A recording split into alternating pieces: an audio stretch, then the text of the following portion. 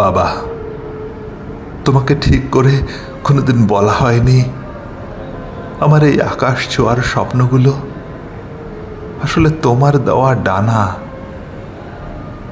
আমি যখন ঘুমে বিভোর থাকি তখনও তুমি জেগে থাকো।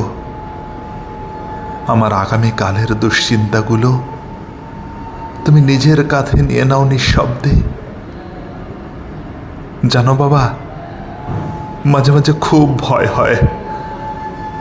ভাবি, যদি কোনোদিন মাথার ওপর থেকে এই বটগাছের ছায়াটা সরে যায়, এই শহরটা তখন বড্ড অচেনা হয়ে যাবে আমার কাছে। পকেট ভর্তি টাকা থাকলেও নিজেকে পৃথিবীর সবচেয়ে গরিব মানুষ মনে হবে। এখনো যারা বাবার ডাক শুনতে পায় তার হয়তো বোঝে না এক কাপ চা নিয়ে বাবার সামনে বসার আনন্দ কতটা গভীর। বাবা থাকা মানেই তো একটা আস্ত পৃথিবী নিজের হাতের মুঠোয় থাকা।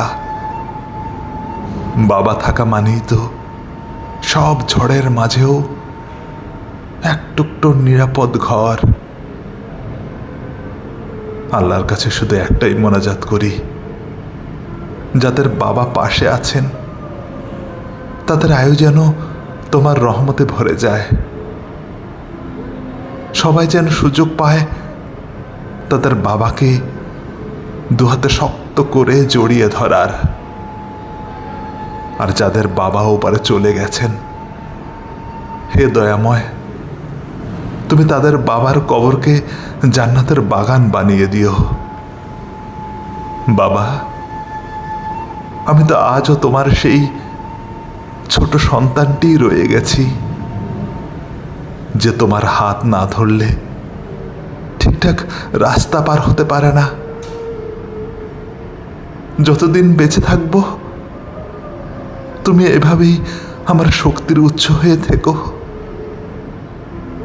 তোমার দোয়ার চাদরটা দিয়ে আমাকে আগলে রেখো সারাটা জীবন।